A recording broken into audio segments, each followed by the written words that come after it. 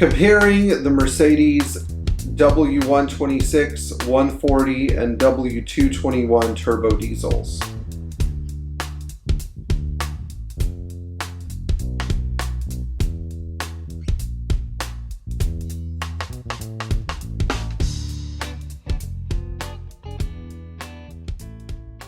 So one of our subscribers sent us a question the other day talking about, the benefits and the idea of having a W221, a W140, and a W126 turbo diesel. And I thought this was a great topic because I think a lot of you are going to look at the W221, especially if you're replacing a 140 or 126 turbo diesel as a potential replacement.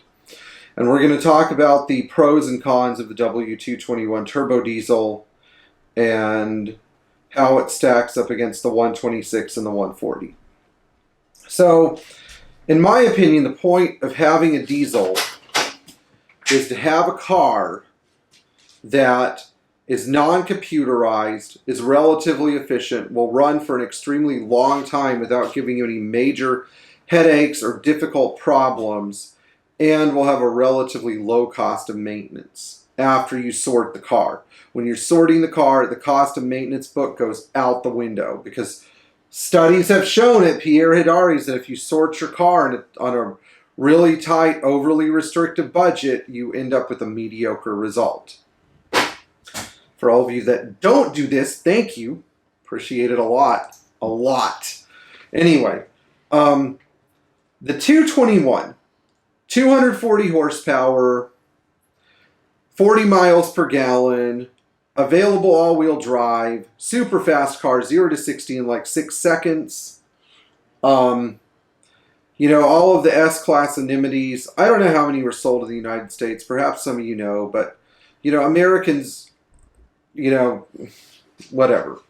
I have to look at this from the perspective of somebody also who hasn't gone into a diesel before. So if you've never had a diesel and you need a modern car and you're driving in an area with bad roads, winter weather, etc., I think that the 221 is a good transition to diesel, and I think that I would stand up or stand behind the W221 S-Class in that regard, saying, yes, it's better to have a modern diesel car than a modern gasoline car or a modern electric car.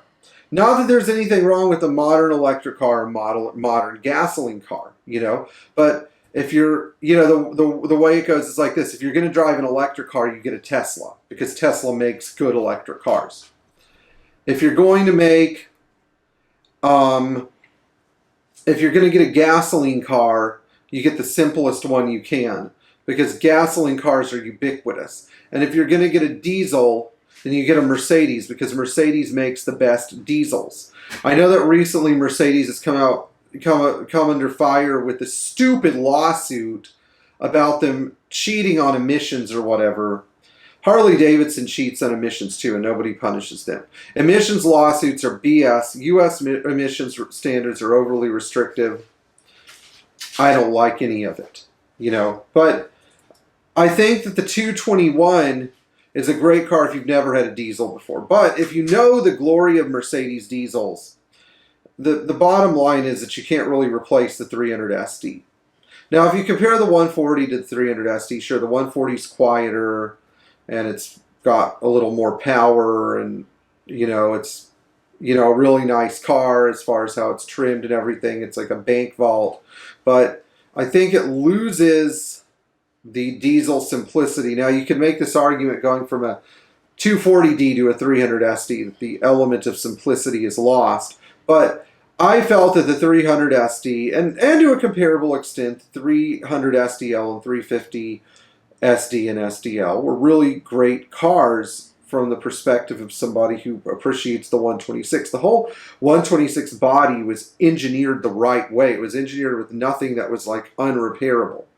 My problem with the 140 is that parts obtainability is difficult, and the number of examples on the market that have problems with their engine seems to be fairly diminished. So they are okay cars, but There's still too much trim that goes bad. The interiors are still too fragile. The body electronics are still too complicated. Things like evaporators leak. You know, nobody wants to deal with this stuff. Sorry. You know, I know the evaporators leak on the 126, but it doesn't take 45 hours to get to one. Is the 140 diesel a great car? Sure, yeah, it is. Is it better than the 126? No. How many people agreed with me? Probably about 65,000 buyers who bought 126 turbo diesels over 140 turbo diesels and never even looked at the 140. You know, and that's that. Now with the 221, only time will tell, but it's got a lot of electronics. So if you have this idea that you're going to buy one and it's going to be a forever car that's going to have a low cost of maintenance that you're going to be able to service yourself, wrong. If you're looking for a reasonably fuel-efficient, reliable car with a diesel engine that's going to give you outstanding fuel economy, sure, why not? But this is by no means a 126. It'll never be a 126. Don't get one because you're replacing a 126 with it. That's not the right format of thinking. I know there's some geriatric and senile people in the MBCA that would make this argument, particularly our past star editor, Frank Barrett, who, you know, I know in the past he made the argument for the E320 CDI being a better car than the 126, but I don't trust these people because they're not mechanics. So don't take advice about which car is better from somebody who's not a mechanic, for sure. Anyway, enjoy this video. Please do all the normal things. Thank you if you're supporting us on Patreon. Comment below if you disagree. If you really disagree, you can send me an email so I can blast you publicly on YouTube.